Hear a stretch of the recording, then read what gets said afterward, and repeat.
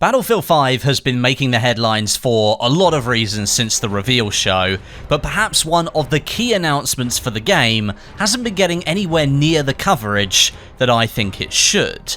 The game is dropping its old Premium Pass system and is replacing it with a live service, where future DLC maps and game modes will be free for every single player of Battlefield 5, from the start.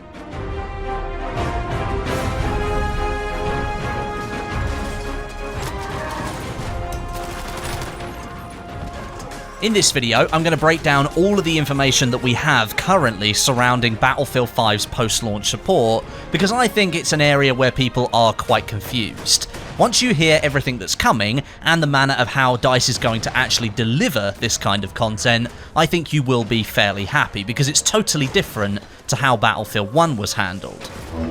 First of all then, let's clarify the biggest point. Battlefield 5 will not have a premium pass. This means all future content for the game after the release will be free for every single player.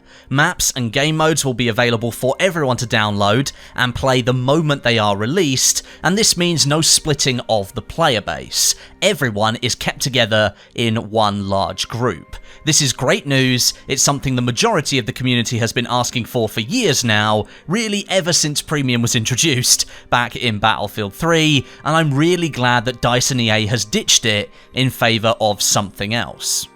With the Premium Pass gone, what will actually be replacing it? Well, DICE will be running Battlefield 5's post-launch support as a live service, and they're calling it Tides of War.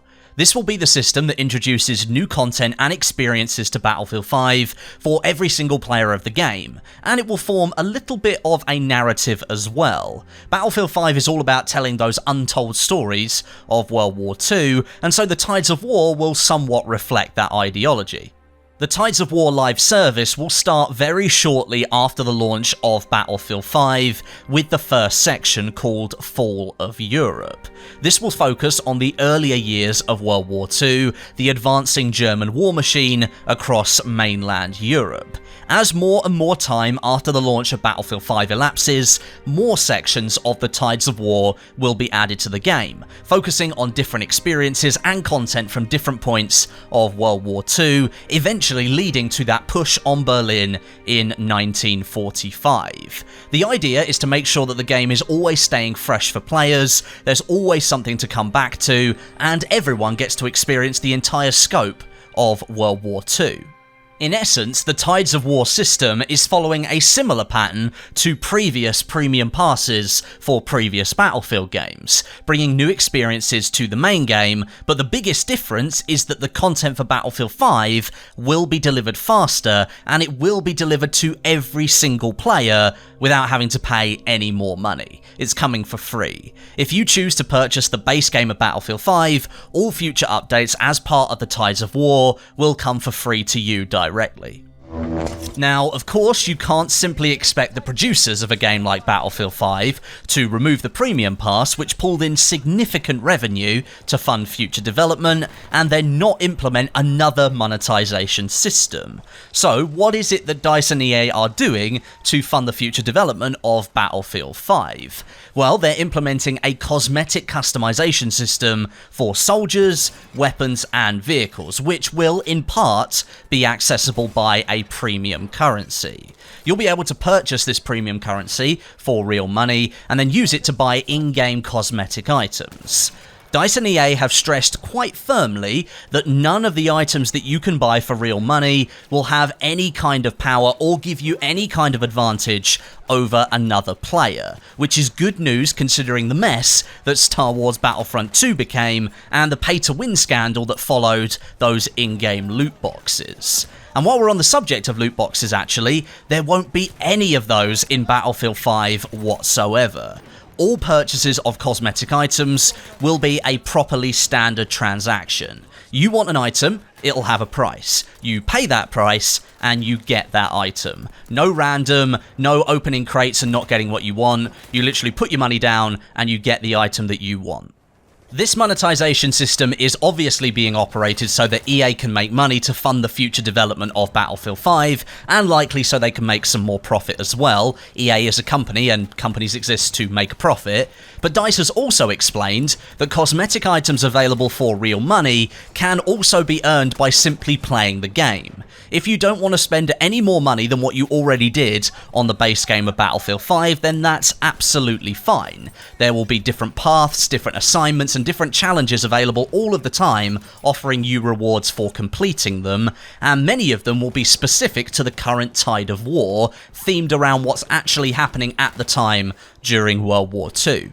Alongside the premium currency, which as I've said is used for purchasing cosmetic items in Battlefield 5, Battlefield 5 will have a grindable currency as well. This will be awarded to you after doing certain things, completing certain challenges, and I believe it will come as a match bonus as well. That's not 100% confirmed, but I do believe that will be the case. That will sit alongside the premium currency, and you'll be able to use that currency as well to purchase cosmetic items, unlock weapons, vehicles, and lots of other things. It's a little bit like war bonds in Battlefield 1. You can use those to unlock all of the things in the game, but you couldn't use them to buy battle packs. This time around, you'll be able to use the grindable currency to buy cosmetic items if that's what you want to do.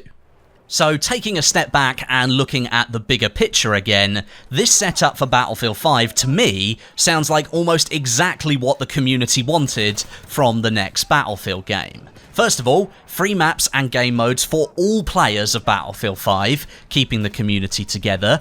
No more Premium Pass, which restricted content unless you paid to access it, and cosmetic-only microtransactions that will allow players to purchase items for their soldiers, vehicles, and weapons if they want to, but those cosmetics also being available for simply playing the game.